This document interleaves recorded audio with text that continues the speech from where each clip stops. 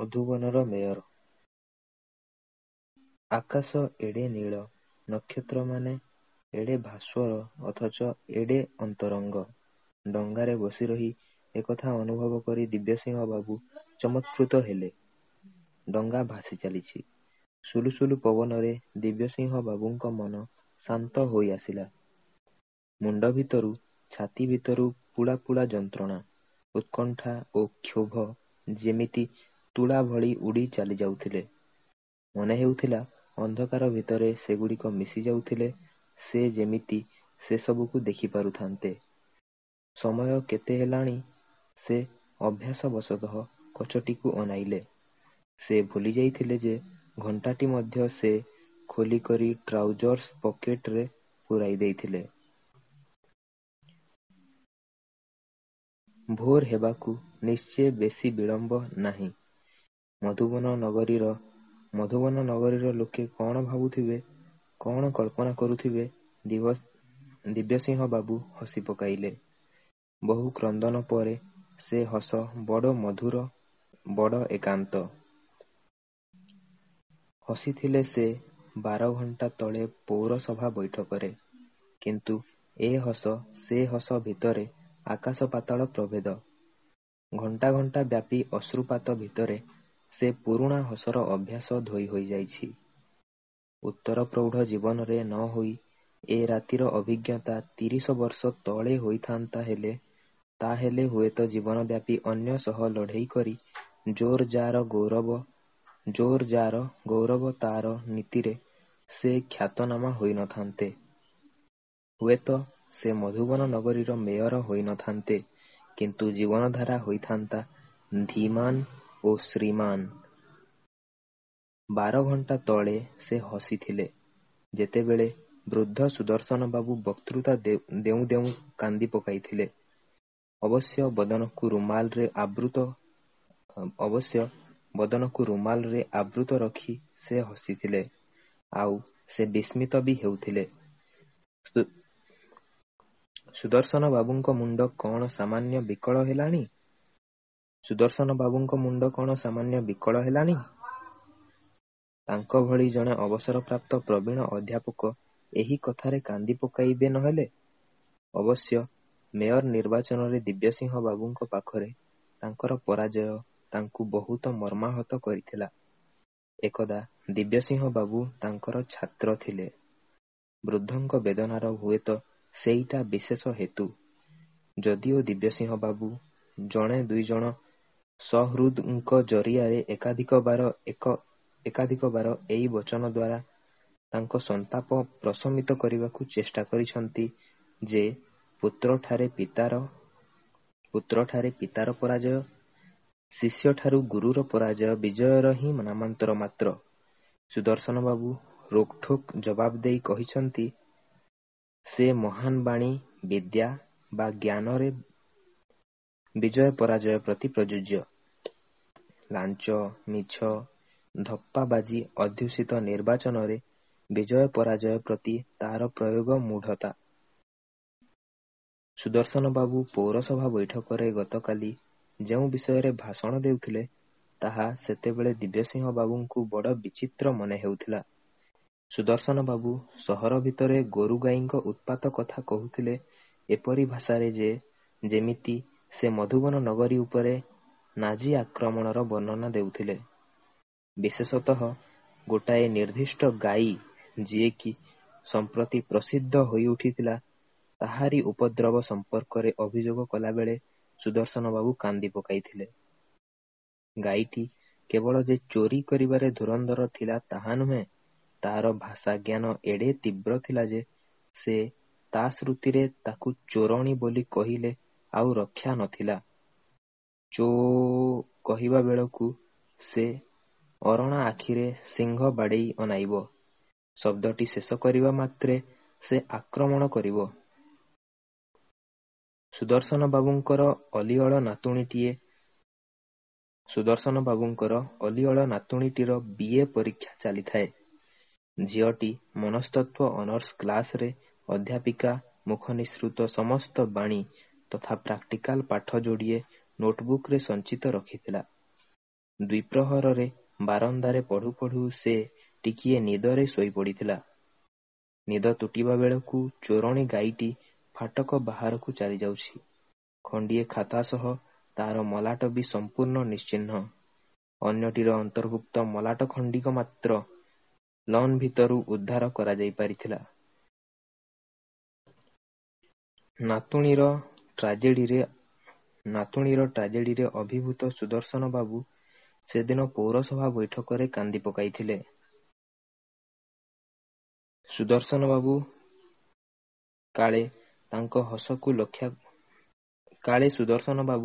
ହସକୁ ଲକ୍ଷ୍ୟ କରିଥିବେ ଓ ଦୁଃଖିତ ହୋଇଥିବେ, ଏଇଆ ଭାବି କଥାଟାକୁ ସ୍ପଷ୍ଟ କରିଦେବା ପାଇଁ ଦିବ୍ୟସିଂହ ବାବୁ ବୈଠକ ପରେ ପରେ ବୃଦ୍ଧଙ୍କ ପାଖକୁ ଯାଇ କହିଥିଲେ, ସାର୍, କିଛି ମନେ କରିବେ ନାହିଁ। ଆପଣଙ୍କ କ୍ଷୋଭ ଟିକିଏ ମାତ୍ର ହୋଇଯାଉଛି। ସୁଦର୍ଶନ ବାବୁ ତୀବ୍ର ଦୃଷ୍ଟିରେ ଅନାଇ କହିଲେ, କିପରି? ଦିବ୍ୟସିଂହ ବାବୁ କହିଲେ, ସାର୍, ଗାଈ ଯୁଗେ ଯୁଗେ ପଶୁ। ସୁଦର୍ଶନ ବାବୁ କହିଲେ, ମୁଁ ସେ ବିଷୟରେ କିଛି ସଂଶୟ ପ୍ରକାଶ କରିବାର ମୋର ମନେ ନାହିଁ। ମୋର ପ୍ରଶ୍ନ ଏଇ ଯୁଗ ଯୁଗର ପଶୁ କବଳରୁ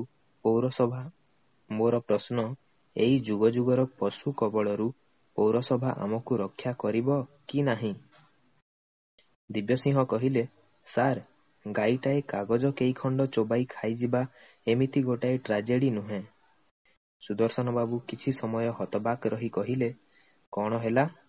ପିଲାଟାର 2 ବର୍ଷର ସଞ୍ଚିତ ନୋଟ, ପୁଣି ଆଉ କିଛି ନୁହେଁ ମନସ୍ତତ୍ୱ। ଦିନ 2 ପ୍ରହରରେ ଏଡ଼େ ବଡ଼ ପୁଲକିତ ପୌରସଭା ଥିବା ସହରରେ ଆଖି ପଲକରେ ସାମାନ୍ୟ ଗାଈଟାଏ ଚୋବାଇ ଖାଇଯିବ, ଏଇଟା ଟ୍ରାଜେଡି ନୁହେଁ? ଦିବ୍ୟସିଂହ ପୁଣି ହସି ପକାଇଲେ। ସୁଦର୍ଶନ ବାବୁ ଦୀର୍ଘ ନିଶ୍ୱାସ ଛାଡ଼ି କହିଲେ, ତମେ ବୁଝିବ ନାହିଁ ଦିବ୍ୟସିଂହ, ବୁଝିବ ନାହିଁ। ଏ ଘଟଣା ଉପରେ ମୁଁ ଯେତିକି ଚିନ୍ତା କରୁଛି, ନିଜକୁ ସେତିକି ଅଧିକରୁ ଅଧିକ ଅସହାୟ ମଣୁଛି।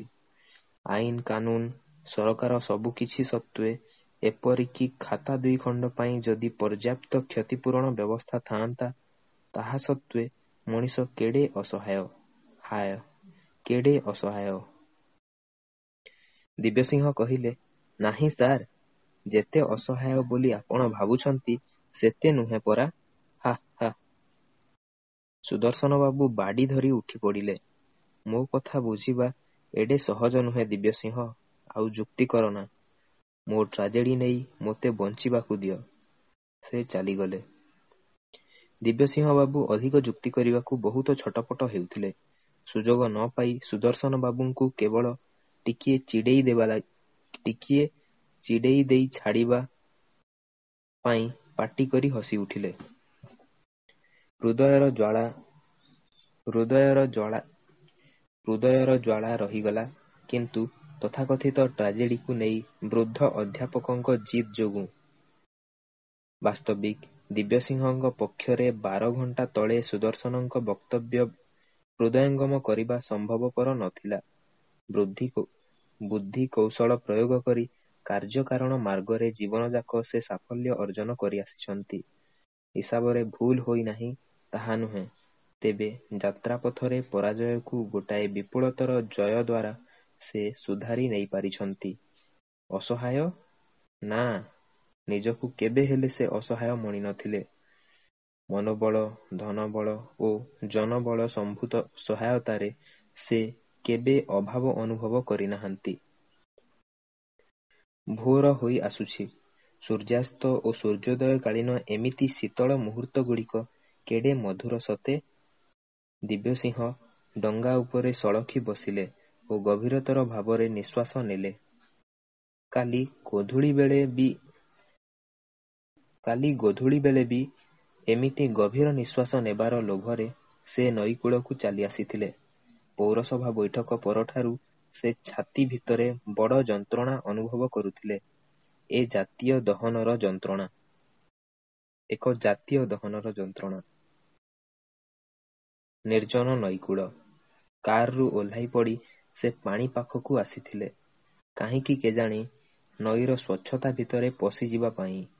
ତାର ମନ୍ଥର ସ୍ରୋତର ମୃଦୁ ମୃଦୁ ଠେଲା ଅନୁଭବ କରିବା ପାଇଁ ହଠାତ୍ ତାଙ୍କର ବହୁ ବର୍ଷର ବାଥରୁମ୍ ଅଭ୍ୟସ୍ତ ଦେହ ଅସ୍ଥିର ହୋଇ ଉଠିଥିଲା।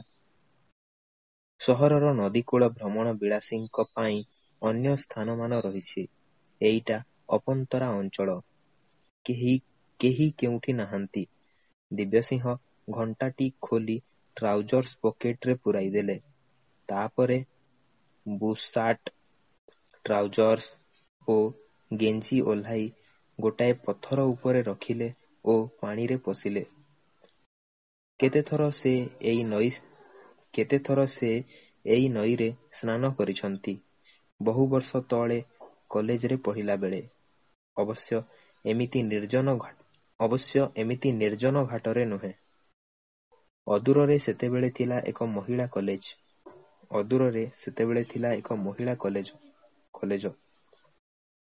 ସେ ଓ ଅନ୍ୟ ସାଥୀମାନେ ସନ୍ତରଣ କରିବା ସଙ୍ଗେ ସଙ୍ଗେ ଉଲ୍ଲସିତ ଚିତ୍କାର କରି ସେପାରି ଛାତ୍ରୀନିବାସ କୋଠରେ କେତେଥର ସେ ଏଇ ନଈରେ ସ୍ନାନ କରିଛନ୍ତି ବହୁ ବର୍ଷ ତଳେ କଲେଜରେ ପଢ଼ିଲା ବେଳେ। ଅବଶ୍ୟ ଏମିତି ନିର୍ଜନ ଘାଟରେ ନୁହେଁ। ଅଦୂରରେ ସେତେବେଳେ ଥିଲା ଏକ ମହିଳା କଲେଜ। ସେ ଓ ଅନ୍ୟ ସାଥୀମାନେ ସନ୍ତରଣ କରିବା ସଙ୍ଗେ ସଙ୍ଗେ ଉଲ୍ଲସିତ ଚିତ୍କାର କରି ସେପାରି ଛାତ୍ରୀନିବାସ କୋଠାରେ ପ୍ରତିଧ୍ୱନି ତୋଳୁଥିଲେ। ତେବେ ଶେଷ ପର୍ଯ୍ୟନ୍ତ ସେ ପ୍ରତିଧ୍ୱନି କେବଳ କାନ୍ଥରୁ ହିଁ ଫେରୁଥିଲା। କାନ୍ଥ ସେପାରିର କୌଣସି ହୃଦୟରୁ ନୁହେଁ। ଆଜି ସେ କଥା ମନେ ପକାଇ ଦିବ୍ୟସିଂହ ହସିଲେ। ଅନ୍ୟର ଦୃଷ୍ଟି ଆକର୍ଷଣ କରିବାର ଅଭିଳାଷ ତାଙ୍କର ବହୁଦିନରୁ ଚରିତାର୍ଥ ହୋଇଛି।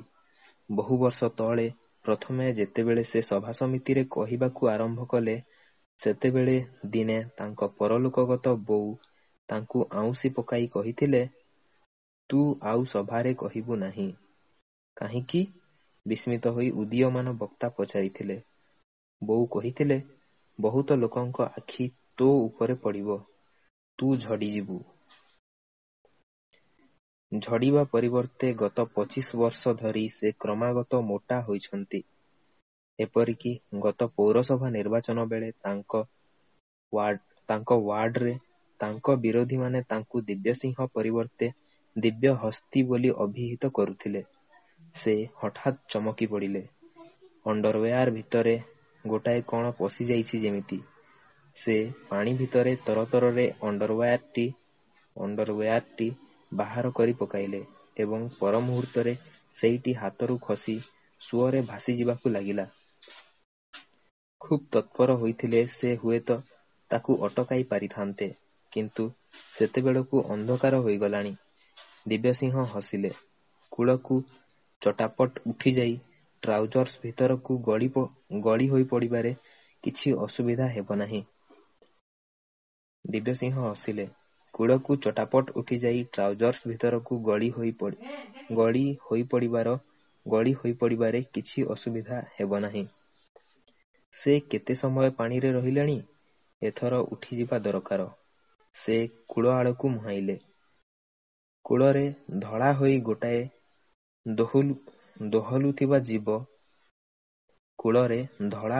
ଗୋଟାଏ ଦୋହଲୁଥିବା ଜୀବ ତାଙ୍କ ଦୃଷ୍ଟିଗୋଚର ହେଲା। ଚିହ୍ନିବାକୁ ବିଳମ୍ବ ହେଲା ନାହିଁ। ଗୋରୁଟିଏ। ଛନକା ପଶିଗଲା। ଅଧ୍ୟାପକଙ୍କୁ କନ୍ଦାଇଥିବା ସେଇ ଚୋରଣୀ ଗାଈ ନୁହେଁ ତ? ସେ ତରତରରେ ପଥରଟି ଆଡ଼କୁ ଉଠିଗଲେ। ବୁଟ୍ସାର୍ଟ ଓ ଗେଞ୍ଜି ଶେଷ କରି ଚୋରଣୀ ଏକାଗ୍ର ଭାବରେ ଟ୍ରାଉଜର୍ସକୁ ଚୋବାଇ ଚାଲିଥିଲା। ଦିବ୍ୟସିଂହ "ଦୂର ହୋ" ବୋଲି ପାଟି କରି ଗାଈ ଆଡ଼କୁ ପାଣି ଛିଟିକାଇଲେ। ଗାଈଟି କୂଳ ଉପରକୁ ଉଠିଗଲା, କିନ୍ତୁ ଅନ୍ତର୍ଭୁକ୍ତ ଟ୍ରାଉଜର୍ସ ସମେତ। ଦିବ୍ୟସିଂହ ଚାରିଆଡ଼କୁ ଅନାଇଲେ। କେହି ନାହିଁ। ଉଲଗ୍ନ ମେୟର ଚୋରାଣୀ ଗାଈ ସହିତ ମୁକାବିଲା କରିବାକୁ ଦୌଡ଼ିଲେ। ଗାଈ ସହିତ ବେଗରେ ଅପସରିଗଲା। ଗାଈ ତଡ଼ିତ୍ ବେଗରେ ଅପସରିଗଲା। ପର ମୁହୂର୍ତ୍ତରେ ଅଦୂରର ମୋଡ଼ରୁ ହଠାତ୍ ମାଡ଼ିଆସିଲା ଗୋଟାଏ ଜିପ୍। ପଲକ ପାଇଁ ଝଲସିଗଲା ତାଙ୍କର ସିକ୍ତ ବିପୁଳ ତନୁ। ସେ ତତ୍କ୍ଷଣାତ୍ ତଳେ ବସିପଡ଼ି ବେଙ୍ଗ ଭଳି ଡେଇଁ ଡେଇଁ ଯାଇ ପାଣିରେ ପଡ଼ିଲେ। ଜିପ୍ଟି ତୁରନ୍ତ ବ୍ରେକ୍ କଷି ରହିଗଲା। ତିନିଜଣ ଲୋକ ବାହାରି ଆସିଲେ। ପାଣି ଭିତରୁ ଦିବ୍ୟସିଂହ ଶୁଣିପାରିଲେ ସେହି ହତଚକିତମାନଙ୍କ କଥାବାର୍ତ୍ତାର କିୟଦଂଶ। ଏମାନଙ୍କୁ ଚିହ୍ନିବାକୁ ବି ବିଳମ୍ବ ହେଲା ନାହିଁ। ସେମାନେ ତାଙ୍କରି କର୍ପୋରେସନର ଏକ୍‌ଜିକ୍ୟୁଟିଭ ଇଞ୍ଜିନିୟର ଓ 2 ଜଣ ସହକାରୀ। ନଈ ଭିତରକୁ ଡେଇଁଲା କ'ଣ? ଭଗବାନ ଜାଣନ୍ତି। ଗରିଲା ଭଳି ମନେହେଲା। ମଧୁବନରେ ଗରିଲା କେବେଠୁଁ ବସବାସ ଆରମ୍ଭ କଲେଣି? ଭଗବାନ ଜାଣନ୍ତି। ମୁଣ୍ଡଗଣ୍ଡିର ଆକୃତି ମଣିଷ ଭଳି ମନେହେଲା। ଅଥଚ କିଛି ଗୋଟାଏ ଜନ୍ତୁ ଜାନୁଆର ନିଶ୍ଚୟ। ଆଚ୍ଛା, ତୁଷାରମାନବ ଫାନବ ନୁହେଁ ତ? ସେମାନେ କିଛି ସମୟ ନୀରବ ରହିଲେ। ତା'ପରେ ତାଙ୍କ ଭିତରୁ ଜଣେ କହିଲା, ସେ କାର୍‌ଟି କାହାର? ଭଗବାନ ଜାଣନ୍ତି। ଆରେ ମୁଁ ଜାଣେ, ଇଏ ତ ମେୟରଙ୍କର। କାର୍‌ଟି କ'ଣ ଖୋଲା ପଡ଼ିଛି? ସାର୍ କାହାନ୍ତି? ପୁଣି ସେମାନେ ନୀରବ ରହିଲେ। ଜଣେ ପାଟିକରି ଡାକିଲେ, ସାର୍, ସାର୍। ଆହୁରି କିଛି ସମୟ ନୀରବ ରହି ସେମାନେ ପରସ୍ପରକୁ ଅନାଇଲେ। ତା'ପରେ ଜଣେ ଗମ୍ଭୀର ହୋଇ କହିଲା, ସାର୍ ତ ଏମିତି ଗାଡ଼ି ଖୋଲା ପକାଇ ଦେଇ କୁଆଡ଼େ ଯିବା ଲୋକ ନୁହନ୍ତି। କଥା କ'ଣ? ମୋତେ କାହିଁକି ସବୁ କଥା ବଡ଼ ଅସ୍ୱାଭାବିକ ଲାଗୁଛି। ଚାଲିଲ ସାର୍‌ଙ୍କ ବସାକୁ।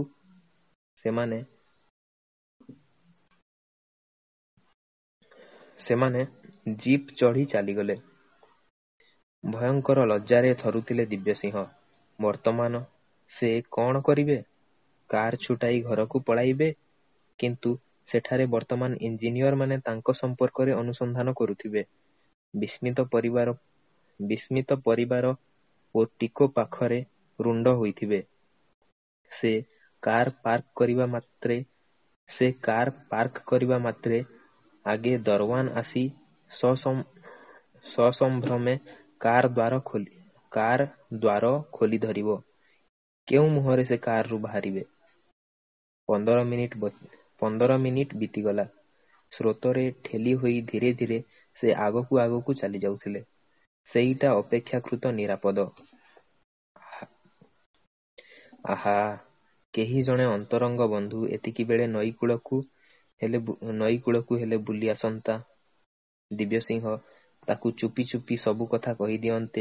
ସେ ଦୌଡ଼ିଯାଇ ପୋଷାକଟାଏ ନେଇ ଆସନ୍ତା କିମ୍ବା କୌଣସି ଅଭାବନୀୟ ଘଟଣା ଫଳରେ ନଈରେ ହେଲେ ଭାସି ଆସନ୍ତା ଖଣ୍ଡିଏ ଧୋତି। ଉପାୟ ନାହିଁ। ଏଥର ଏକ୍‌ଜିକ୍ୟୁଟିଭ ଇଞ୍ଜିନିୟର ଲେଉଟି ଆସିଲେ ପାଣି ଭିତରେ ଥାଇ ସବୁ କଥା କହିଦେବାକୁ ହେବ। ଉପାୟ ନାହିଁ। ଏଥର ଏକ୍‌ଜିକ୍ୟୁଟିଭ ଇଞ୍ଜିନିୟର ଲେଉଟି ଆସିଲେ ପାଣି ଭିତରେ ଥାଇ ସବୁ କଥା କହିଦେବାକୁ ହେବ। ତା'ପରେ ଇଞ୍ଜିନିୟର ଯାଇ ଲୁଗାପଟା ନେଇ ଆସିଲେ ସେ ପାଣିରୁ ବାହାରିବେ। ଦୂରରୁ ଆଲୁଅ ଦେଖାଗଲା। ତାଙ୍କରି କାର୍ ପାଖରେ ଆସି ଅଟକିଲା ଏକାଧିକ ଗାଡ଼ି। ପ୍ରଥମେ ଇଞ୍ଜିନିୟରଙ୍କ ଗାଡ଼ି। ପଛ ଗାଡ଼ିରୁ ଓହ୍ଲାଇଲେ ତାଙ୍କ ସାନ ଭାଇ ଓ ସାନ ଭାଇଙ୍କ ୟୁରୋପୀୟ ବୋହୂ। ଏ କ'ଣ? ତହିଁ ପଛ ଗାଡ଼ିରେ ପୋଲିସ କେତେ ଜଣ? ତହିଁ ପରେ ପରେ ସହରର ପ୍ରାଚୀନତମ ଗାଡ଼ି ଏବଂ ହାୟ, ତହିଁରୁ ଓହ୍ଲାଇଲେ ବାଡ଼ିହସ୍ତେ ବୃଦ୍ଧ ଅଧ୍ୟାପକ ସୁଦର୍ଶନ ରାୟ। ଦିବ୍ୟସିଂହଙ୍କ ଛାତି ଭିତରୁ ହଠାତ୍ ଉଠିଆସିଲା ଏକ ପ୍ରବଳ କୋହ। ସାନ ଭାଇର ବିଦେଶିନୀ ବୋହୂ ଆଗରେ ନିଜର ଦୟନୀୟ ଅବସ୍ଥା ଜାହିର କରିବା ଭଳି ସତ୍ସାହସ ସେ ଯଦି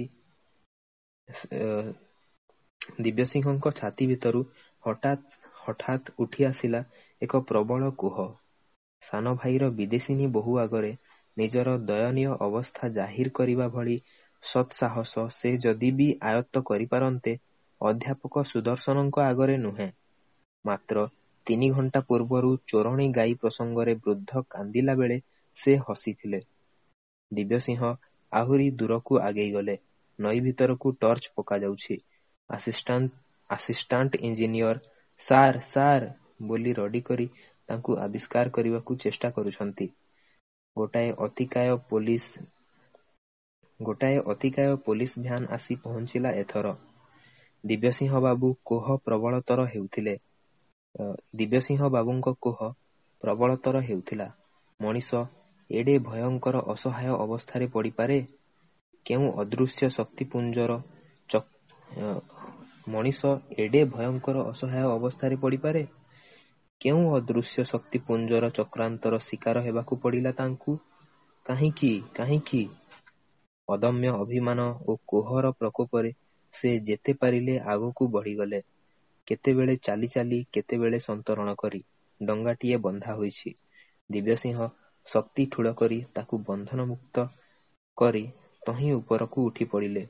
ସୁଅରେ ଡଙ୍ଗା ଭାସି ଚାଲିଛି। ଯେତେବେଳେ ଗାଡ଼ି ସବୁ ଜମା ହୋଇଥିବା ସ୍ଥାନରୁ ସେ ଯଥେଷ୍ଟ ଦୂରକୁ ଚାଲିଗଲେ, ସେତେବେଳେ ସେ ନିଜ ଛାତି ଓ କଣ୍ଠରୁ ସମସ୍ତ ଅର୍ଗଳ କାଢ଼ି ନେଲେ ଓ ଉଚ୍ଚ କଣ୍ଠରେ କାନ୍ଦିଲେ। କାହିଁ କେତେ ବର୍ଷ ତଳେ ଯାଇ ସେ ଲଙ୍ଗଳା ହୋଇ କାନ୍ଦୁଥିଲେ କାହିଁ କେତେ ବର୍ଷ ତଳେ ଯାଇ ସେ ଲଙ୍ଗଳା ହୋଇ କାନ୍ଦୁଥିଲେ ବୋହୂ କୋଳରେ ଅଥବା ବାପାଙ୍କ ଛାତିରେ ପଡ଼ି। ତା'ପରେ କେତେ କାଳ ସେ କାନ୍ଦି ନାହାନ୍ତି ସତେ? କାହା ଆଗରେ କାନ୍ଦିଥାନ୍ତେ? ବଡ଼ ହେବା ପରେ ସମସ୍ତେ ତାଙ୍କୁ ଅନୁଷ୍ଠାନ ଭାବରେ ଦେଖିଛନ୍ତି। ବାପା, ମା, ସ୍ତ୍ରୀ, ଭାଇ, ଭଉଣୀ ସମସ୍ତେ। ମୁହୂର୍ତ୍ତକର ଓଲଟ ପାଲଟ ପରେ ସେ ହୃଦୟଙ୍ଗମ କଲେ ସେ କେଡ଼େ ନିଃସଙ୍ଗ। ଡଙ୍ଗା ଭାସି ଚାଲିଥିଲା। ଅଣଓସାରିଆ ନଈରେ କେତେବେଳେ କୂଳରେ ଆସି ବାଡ଼େଇ ହେଉଥିଲା ଓ ପୁଣି ଖସି ଚାଲିଯାଉଥିଲା। ଦୁଇ ତଟରେ ଶୂନ୍ୟ ବିଲବାଡ଼ି, ଉପରେ ଆକାଶ। ସେଇ ସୁଦୂର ସ୍ମୃତିର ବୋଉର କୋଳ ଭଳି ଏଇ ନଈ, ଆଉ ବାପାଙ୍କର ଛାତି ଭଳି ଉଦାର ଏଇ ନିଶୀମ ଆକାଶ। ଆଜି ଯଦି ସେ ନ କାନ୍ଦିବେ, ଆଉ କେବେ କାନ୍ଦିବେ? ବହୁ ସମୟ ପରେ କେତେବେଳେ ଟିକିଏ ତନ୍ଦ୍ରା ଆସିଯାଇଥିଲା। ସ୍ୱପ୍ନ ଦେଖିଲେ ଛୋଟ ପକ୍ଷୀଟିଏ ଡେଣା ପିଟି ପିଟି ମାଳ ମାଳ ମେଘ ଆଡ଼େଇ ଆଡ଼େଇ ଆଗକୁ ଉଡ଼ି ଚାଲିଛି। ଶେଷ ପ୍ରହରରେ ତନ୍ଦ୍ରା ତୁଟି ଯାଇଥିଲା। ଡଙ୍ଗାଟି ଗୋଟାଏ ଥାନରେ ଅଟକି ରହିଲା। ସେ ତଳକୁ ଓହ୍ଲାଇ ତାକୁ ଠେଲି ଦେଇ ପୁଣି ସେଥିରେ ଉଠି ବସିଲେ। ସେତିକିବେଳେ ଧୀରେ ଧୀରେ ମନ ହାଲୁକା ହେବାକୁ ଆରମ୍ଭ କରିଥିଲା। ଡଙ୍ଗା ଯାଇ ପୁଣି ଅଟକିଲା ଆଉ ଏକ ଥାନରେ। ଭୋର ହେଲାଣି। କୂଳରେ ଗୋଟାଏ ବୁଦା ମୂଳରେ ଛିଡ଼ା ହୋଇଛି ଟିକି ଝିଅଟିଏ। ଦେହକୁ ଯଥାସମ୍ଭବ ସତର୍କତା ସହକାରେ ଡଙ୍ଗା ଭିତରେ ଲୁଚାଇ ରଖି ମୁଣ୍ଡ ତୋଳି ଦିବ୍ୟସିଂହ ଝିଅକୁ କହିଲେ, ଝିଅ, ମୋର ଲୁଗା ନାହିଁ, ମୋତେ ପିନ୍ଧିବାକୁ କିଛି ଗୋଟାଏ ଦେଇପାରିବୁ? ଝିଅଟିର ମୁହଁରେ କୌତୂହଳ ଓ ଦୟା ଉକୁଟି ଉଠିଲା। ନଉନୁ, ସେ କହିଲା ଓ ଚଟାପଟ ତା ଟିକି ଦେହରୁ ମଇଳା ଫ୍ରକଟି ବାହାର କରି ନେଇ ଡଙ୍ଗା ଭିତରକୁ ଫିଙ୍ଗିଦେଲା। ନେ, ଧର। ଦିବ୍ୟସିଂହ ଫ୍ରକଟିରେ ଚୁମା ଦେଲେ। ମନେ ହେଲା ସତରେ ସେଇଟା ପିନ୍ଧିପାରନ୍ତେ କି? ତା'ପରେ ସେ କହିଲେ, ଏଇଟା ତ ହେବ ନାହିଁ ଝିଅ, ମୁଁ ବଡ଼ ମଣିଷ। ଓଃ, ତୁ ବଡ଼ ମଣିଷ? ବାପା ଭଳି? ରହ। ଝିଅଟି ଦୌଡ଼ି ଚାଲିଗଲା। 2 ମିନିଟ୍ ପରେ ସେ ପୁନର୍ବାର ଆବିର୍ଭୂତା ହେଲା ଖଣ୍ଡିଏ ଗାମୁଛା ଧରି। ହେଇଟି ବଡ଼ ମଣିଷ, ନେ ଧର। ଗଭୀର ପରିତୃପ୍ତି ସହ ଦିବ୍ୟସିଂହ ଗାମୁଛାଟି ପିନ୍ଧି ଡଙ୍ଗାରୁ ଓହ୍ଲାଇ ବୁଦା ଡାଳଟିମାନ ଟାଣି ଧରି ଧରି କୂଳକୁ ଉଠିଲେ। ଝିଅକୁ ଅନୁସରଣ କରି ସେଠାରେ ପହଞ୍ଚିଥିଲା ତା'ର ବିସ୍ମିତ ବାପା। ଦିବ୍ୟସିଂହ ନିଃସଙ୍କୋଚରେ ନିଜ ପରିଚୟ ଦେଲେ ଓ ସେମାନଙ୍କ କୁଟୀରକୁ ଗଲେ। ବିଡ଼ି ଟାଣୁ ଟାଣୁ ଯାହା ଯାହା ଘଟିଥିଲା ସବୁ କହିଲେ। ଅଭିଭୂତ ଧୀବର ଗାଈ ଲୁଗାପଟା ଚୋବାଇ ଦେବା ପର୍ଯ୍ୟନ୍ତ ବୁଝିଲା ଓ ସହାନୁଭୂତିରେ ଚୁଃ ଚୁଃ କଲା। ସେହି ରାସ୍ତାରେ ସହରକୁ ଯାତ୍ରୀବାହୀ ବସ୍ ଯାଏ। ଘଣ୍ଟାଏ ପରେ ଧୀବର ପ୍ରଦତ୍ତ ଅପେକ୍ଷାକୃତ ସଫା ଧୋତିଟିଏ ପିନ୍ଧି ଓ ଗାମୁଛାଟି ଦେହରେ ପକାଇ ଦିବ୍ୟସିଂହ ସହରରେ ପହଞ୍ଚିଲେ। ସହରବ୍ୟାପୀ ଇତସ୍ତତଃ କ୍ଷୁଦ୍ର କ୍ଷୁଦ୍ର ଜନତା ପ୍ରଭାତର ମଧୁବନ ସମାଚାରରେ ପଢ଼ୁଥିଲେ ମେୟରଙ୍କ ରହସ୍ୟଜନକ ଅନ୍ତର୍ଦ୍ଧାନ। ଅନ୍ତର୍ଧାନ। ସହରବ୍ୟାପୀ ଇତସ୍ତତଃ କ୍ଷୁଦ୍ର କ୍ଷୁଦ୍ର ଜନତା ପ୍ରଭାତର ମଧୁବନ ସମାଚାରରେ ପଢୁଥିଲେ ଯେ ମେୟରଙ୍କ ରହସ୍ୟଜନକ ଅନ୍ତର୍ଧାନ। ପ୍ରଥମ ପୃଷ୍ଠା ବ୍ୟାପୀ ପରିବେଶିତ ହୋଇଥିଲା ନାନାଦି ସମ୍ଭାବନାର ସମ୍ବାଦ। ହରଣଚାଳ, ହତ୍ୟା, ଆତ୍ମହତ୍ୟା, ନାନାଦି ଷଡ଼ଯନ୍ତ୍ର ସମ୍ପର୍କୀୟ କଳ୍ପନାଜଳ୍ପନା। ଏକ ଦିଗରେ ଗୋଟାଏ ବିଚିତ୍ର ଜୀବର ନଈରେ ଲମ୍ଫ ପ୍ରଦାନ ଓ ଅନ୍ୟ ଦିଗରେ ମେୟରଙ୍କ ଟ୍ରାଉଜର୍ସର ବେଲ୍ଟ ଓ ଚର୍ବିତ କିୟଦଂଶର ଉଦ୍ଧାର ଏ ଦୁଇ ଘଟଣା ଅବସ୍ଥାକୁ ଜଟିଳ କରି ତୋଳିଥିଲା। ବିଶେଷ ସମ୍ବାଦଦାତାଙ୍କ ଆଗରେ ଅବସରପ୍ରାପ୍ତ ଅଧ୍ୟାପକ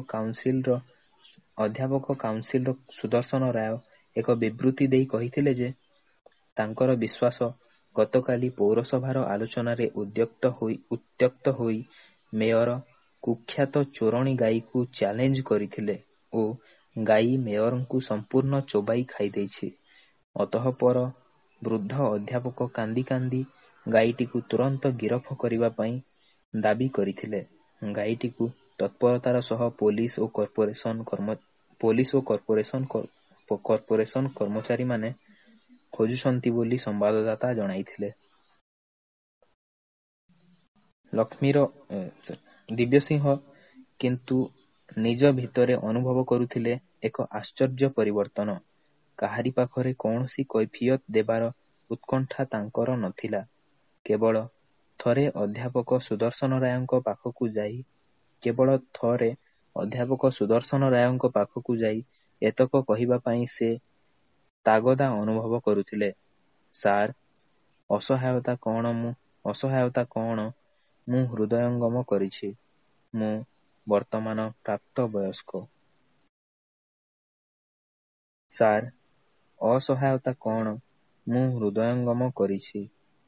ମୁଁ ବର୍ତ୍ତମାନ ପ୍ରାପ୍ତବୟସ୍କ।